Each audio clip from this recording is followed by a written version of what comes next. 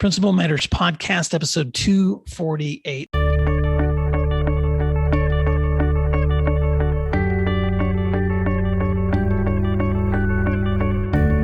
Hi, friends. This is Will Parker, host of Principal Matters, the School Leaders Podcast, where each week I bring you inspiring, innovative, and imaginative ideas for your own school leadership. This week, we're talking about inspiring and leading learning with my special guest, Latrese D. Younger. Latrese Younger is an instructional lead learner in Virginia. Her passion is English language arts, and she believes that she will always be a teacher at heart. Latrese has a servant mindset, spirit, and attitude that she believes helps keep her grounded. She resides with her son, husband, and the English bulldog, whose name I need to know in just a moment. In her spare time, she loves writing, reading, and social media curating. She is a lead learner. And Latrese Younger, welcome to Principal Matters Podcast. It is such a privilege to sit in the room with you. And you know that I always like to ask my guests to share something that listeners might be surprised to know about you. Sure. And thank you so much for allowing me this opportunity to meet with you, William. My English bulldog, his name is Jasper, and he is 5 years old. One thing that listeners may be, I guess, intrigued to learn about me is that I am a lover of 90s hip hop, all things 90s hip hop. I can listen to it. I can recite it. I can say it verbatim, almost any song by any artist of the 90s. Who's your favorite? Well, I'm from Queens, New York, so I'll probably get a lot of flack, but probably Notorious B.I.G. All right. Well, maybe I can put that in somehow into the intro music or somewhere halfway through the show here, unless I'm violating copyright laws. You may want to make sure you bleep out a lot of the expletives. That lived above the buildings that I was hustling. Yes. Well, that's great. Well, Latrese, give us a little insight to the role that you play in your school right now, because as Principal Matters listeners, as you know, some are aspiring leaders, some are assistants, some are head principals, some are folks that have moved into central office, and some folks are outside of any of those roles right now. But give us a little insight into what your role is right now, and there are some other things that you do that I want to unpack. But let's talk about your school first. Sure. As assistant principal, I manage all the typical things APs manage, predominantly student discipline. But this year, though, in the midst of the pandemic, I've had an opportunity to really put on my instructional hat and serve as a lead learner with my teachers. I wasn't so distracted by a lot of those typical disciplinary matters that happen throughout the year, especially as a middle school AP. And so we got to have like a lot of really rich conversations about instruction and ways in which we could modify and tweak things, especially as we were trying to serve students who had their learning sort of short-stopped last school year, about March.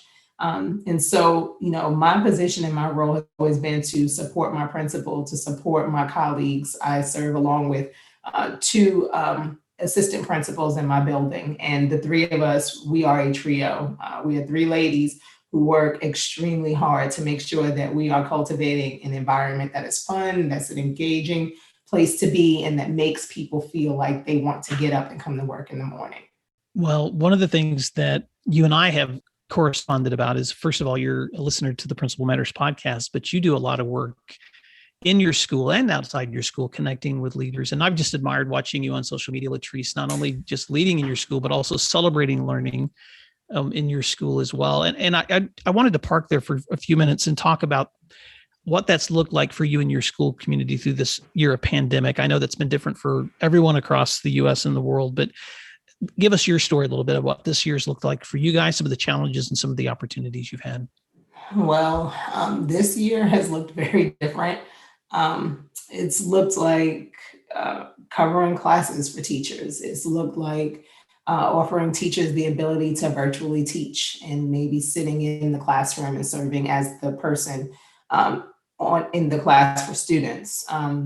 It's looked like giving out treats and allowing people to wear casual wear every single day, letting our teachers sort of leave early and not have to stay as late as they traditionally would have to. It's just been a lot of grace giving. Because we know that in this moment, it doesn't really call for us to do a whole lot of data aggregation and disaggregation. Our focus primarily is on the care of our students and of our teachers and families. We've sent home postcards to families, just letting kids and families know that we miss them and we were thinking about them, especially before about fourth quarter, when many of our students were sort of permitted to return back physically into the building.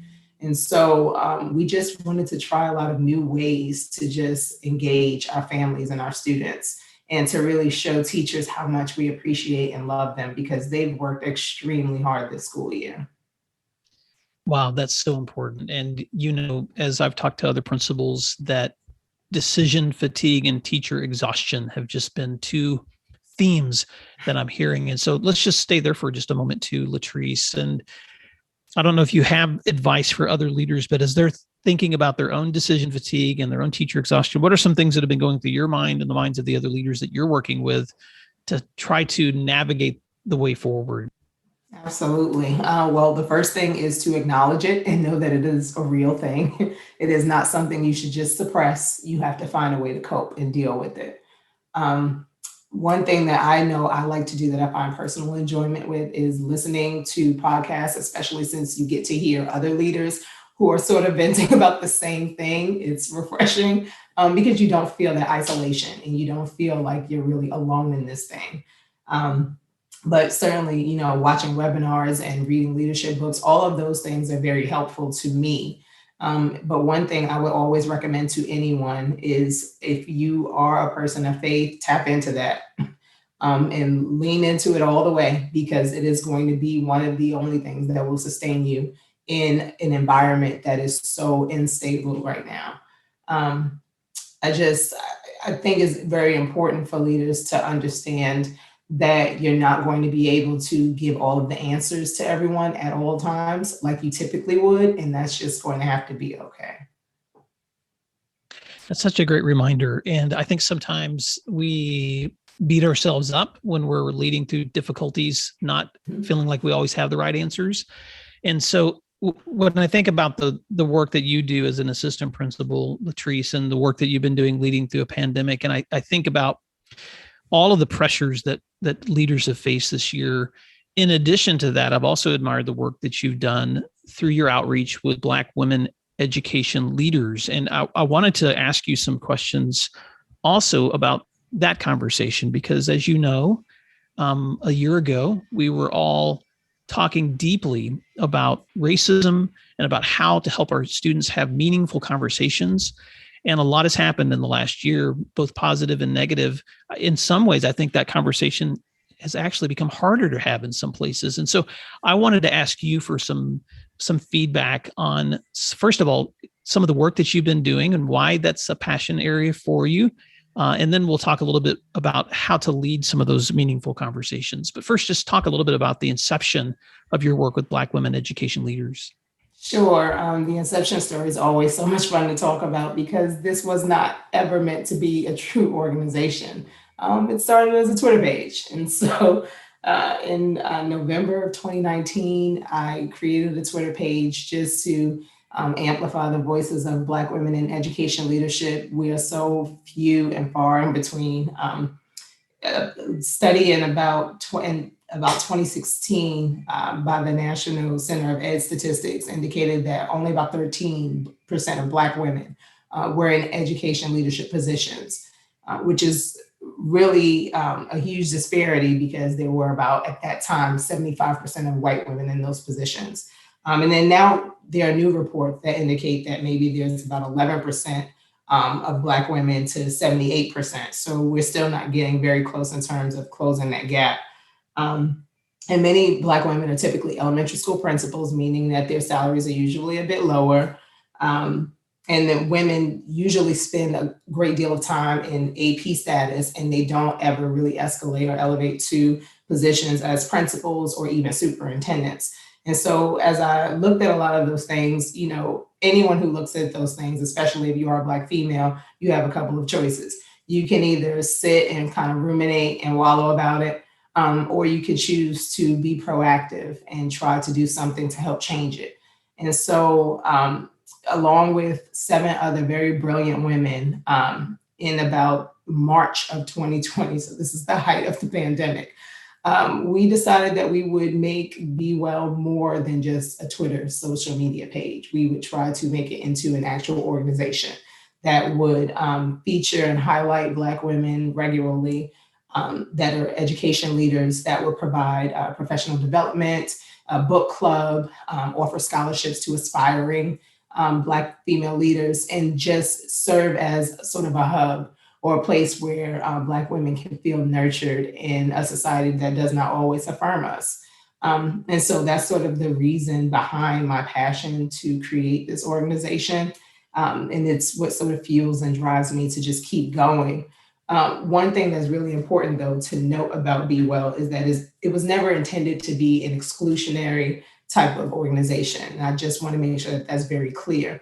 It's just to affirm our status in academia. That's the purpose of it. It was to declare that Black women do belong in these spaces. All of the programs, all the services, all the scholarships, everything that's offered is just intended to inspire growth and sort of build sisterhood and just to affirm Black women. So, the organization itself is sort of morphing into more than I'd ever imagined it could be.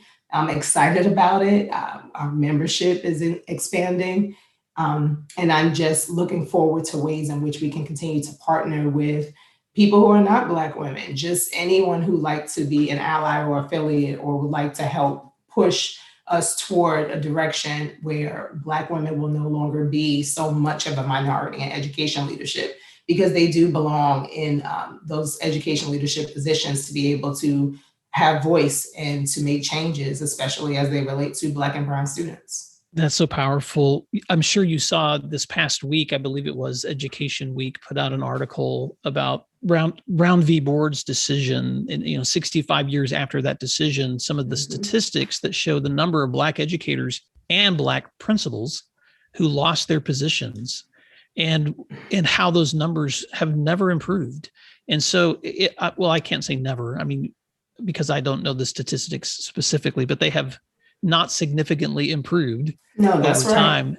And so, so I think sometimes when we have conversations about student equity and teacher equity, so often we don't realize the disparities that exist in leader equity. Mm-hmm. And so I just want to stay there for a moment, absolutely, Latrese, because what are some other ideas that would be helpful for principals who obviously listen to this, education leaders listen to this show often as they're thinking about the dynamics that affect their own decisions on hiring and staffing and promotions? What are some things that you would hope they would keep in mind about this conversation? I think it's just important to know that there is a place for everyone in education and leadership, because especially as it relates to public school, our students come from every walk of life.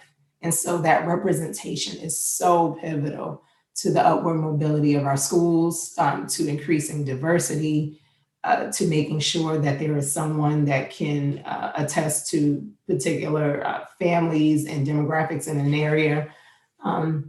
It's just important to understand how much representation matters and why it's essential that in your school building, your leadership, as much as possible, can try to reflect either the students that are there and or maybe not. I work in a predominantly white school district, but me being at that table means a lot, because now I have students who are not African American that can connect and relate to me. They see me as, some of my students call me mom. They see me as a caretaker. They see me as someone who loves and affirms them. And that's valuable, because now when they encounter someone who looks like me post-school, they can understand that there is nothing wrong, or they don't have to fear, or they don't need to be anxious about being around someone like me. And so it's just important for both sides. It's important for students who look like me to see people like me in my position, but it's also important for students who do not look like me to see me and know that there's nothing to fear and that there is a humanness in all of us. One of the things that I have noticed, especially in state politics in the last several months, has been pushes by state legislators to try to legislate what conversations can or cannot happen around race in schools. And it really bothers me on a number of fronts. First of all, because most of the people writing those bills don't understand what they're writing about. And second, because you and I both know that anytime you try to control the narratives, the thoughts, or even the feelings, which some of this legislation tries to legislate what feelings people can have or not have about race. I just look at that and I'm astounded at the how naive a legislature would be in thinking that helpful conversations that educators need to be having with students can somehow be legislated the way you can have them. And so I just wanted to stop there for just a moment, because this conversation is way more nuanced than just like this perspective on history or this author or this one event. There's a lot more nuance involved in these conversations. And I think very few people are actually sitting down and having nuanced conversations. They're just picking sides and then they're shouting over each other's heads or jumping in echo chambers. So let's go there for just a moment and talk about how do leaders navigate some of these weird tensions that are existing right now in our communities. I think the best way is to just engage and remember that the goal is not to make people feel guilty. I think sometimes that's what happens. It isn't to make people feel shame. It's just to educate. That's our role. And the more we're able to educate people and to remind them of everyone's humanity, the easier those conversations will be. Along with one of my colleagues, Ms. Jody Place, she's a principal at an all-ed school directly across the street from my school. The two of us facilitated a conversation with our district leadership about the criminalization of Black girls. Here I am, a Black woman, she is a white female, and we did an awesome job, if I say so myself, just facilitating a very open, candid conversation. And the thing that we did that sort of prefaced the conversation to put people at ease was to let them know that the two of us had made mistakes before as education leaders. We had engaged in some pretty poor practices as it related to Black girls in schools. We had some implicit biases that we had to get over, some class issues that we had to get over. And so I think, when people are honest and they're upfront about their own implicit biases, that breaks down the walls, it takes the barriers away. And so people don't feel that uneasiness that comes from, talking about race, which is such a controversial issue. But when we think about ourselves as educators, and especially as leaders, how could we not have these type of conversations? How could we not engage students in this way? Because our students are suffering. They're looking for an outlet. They want to have conversation. They do not understand what's going on in society. And so that's our role. Our role is to make sure that we are, leading the way. We're being responsible adults. We're able to engage in meaningful conversation and academic discourse without getting angry or defensive. That's so critical. And so, I keep that at the forefront. Any conversation that I have about race, it's about doing it in a way that I can be a role model for children who possibly need to have these same conversations with each other or with other people in the community. Thank you for that. Now, let's role play for just a moment. I was in a conversation with the principal also a couple of months ago, and he was sharing with me a scenario where a language arts teacher was working through just the same curriculum she had used in years past, but it included an excerpt from a book by Trevor Noah. And it was his experiences with police brutality in South Africa. And the application was, what are some of the lessons learned here historically that might apply to some of the things that we're dealing with currently in some of the debates over police brutality in the US? And of course, the pushback that he got was that this teacher is trying to push a political agenda on students that's inappropriate. So let's just role play that for a moment, because you received that call at school. And you're trying to navigate this conversation meaningfully with a parent who may have some misperceptions or even some biases and may not even realize exactly how they sound when they're even asking these questions. Absolutely. And so let's just role play that for a moment, Latrese, for other leaders to think about how you might, and of course, the dynamics of every conversation are different, but let's just role play that for a moment. How might you respond and try to lead a parent through that kind of conversation? Absolutely, because I've had a couple of conversations like that this school year. And so the way that I managed to get through those conversations without having anyone become, terribly belligerent or frustrated is to just affirm and understand them. I listen.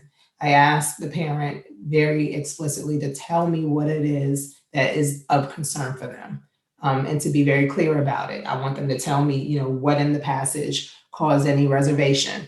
And then I typically had in advance reviewed the whole text or passage because I supervise English language arts.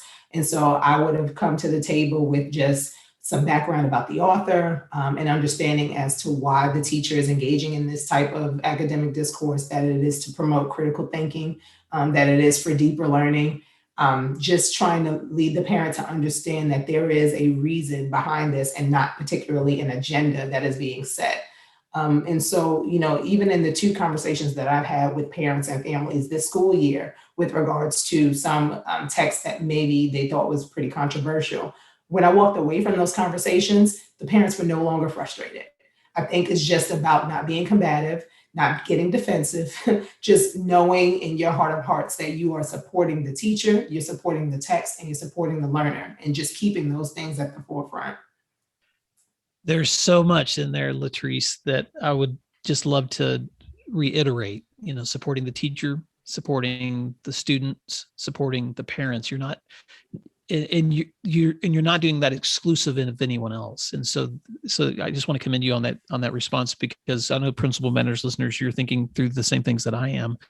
What can I apply to my own practice? And I think the most important part of that is relationships. How do you establish a trusting relationship with someone else so that when they sit in the office with you, or they're on the phone with you, or they're in the school with you, they recognize that you have the same goal they do, which is the best outcome for their kid, which is the best outcome for this school, which is the best outcome for this teacher. And so I think sometimes when what's beautiful about that, Latrese, is the ability to, with human connection, to kind of circumvent some of the craziness that's been going on through social media and political posturing, because there's a lot people can say and think on their Facebook posts or on Instagram.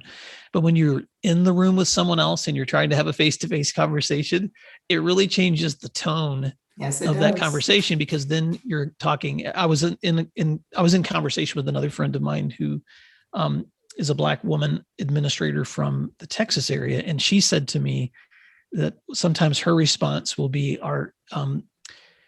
and I can't quote her, but this is what I remember her saying. Her response will often be, are we talking about the politics of this situation or the humanity of this situation? And I thought, what a beautiful way to transition the conversation. Absolutely.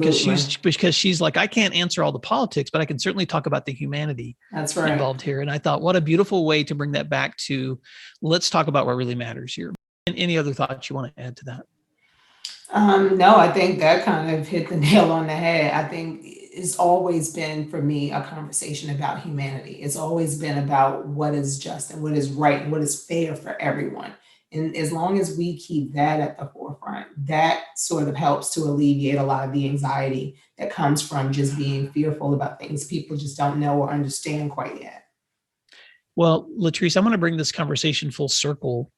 As you are thinking through next year, and I know right now, I hope that you're just thinking about resting, because you guys should be wrapping up school soon, I'm thinking. But what are you guys considering? Because I'd just love to hear samples of what other folks are considering when it comes to summer and next year. What are your hopes and dreams and aspirations as you look into post-pandemic leading a school? Absolutely. We actually wrap up school in 2 weeks. And so it's an exciting time. It's also a very squirrely time for the students. And I know many of the teachers are thinking about summer vacation and rest and relaxation. But one of the things that I'm hopeful that my administrative team and the leaders within the building will consider doing is to just have a summer retreat, just a one-day retreat where we can sort of regroup. We can look at how the year had gone, look at the things that we'd like to tweak and modify as we move forward, and just have some type of vision for what we want our school to look like post the pandemic, because there have to be some changes that take place in order to make sure that our students and families are going to be successful and have successful outcomes. I want to come. You just hearing you say that was like, I was like, what a great idea, Latrese, to take an opportunity to rest together, to enjoy relaxing together, and then just kind of refocus together. What a great idea. I hope other listeners out there are considering like ways you guys can connect this summer too. But yeah, when to figure out where your retreat is, just let me know. And if I'm in the Virginia area, I might just slide in for that conversation. We'll probably be in the local hotel in Culpeper area. But just a way to get out of the school building that's important for me. I think we need to regroup and refresh in that way. Well, I agree. Well, Principal Matters listeners, I want you to be able to connect with Latrese. So Latrese, if you could share, first of all, just any closing thoughts you have for leaders as they're wrapping up their year, and then how can leaders stay connected with you? Sure. My one closing thought is to just give yourself some grace. You have lived and worked and served through a pandemic. None of us could have ever anticipated anything like this. I know I wouldn't have in my wildest of dreams. But just to give yourself grace, give yourself as much grace as you've been given to your teachers. Because unfortunately, as leaders, we have the propensity to kind of take care of everyone else, and then we're on the back burner and we're not really doing any type of self-care. And so just make sure that you use this summertime to just refresh and revive yourself so that you can come back and have something to give in the fall. You can definitely connect with me on Twitter at Latrese Younger. And I welcome everyone and anyone to visit the blackwomeneducationleaders.com website and just learn more about my organization and the beautiful women who helped me to grow it and to mature it.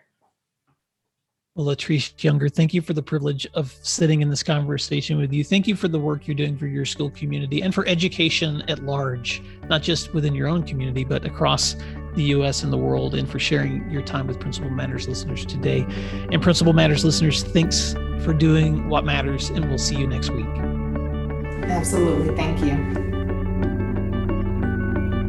You can find other free resources like this one at my website at williamdparker.com.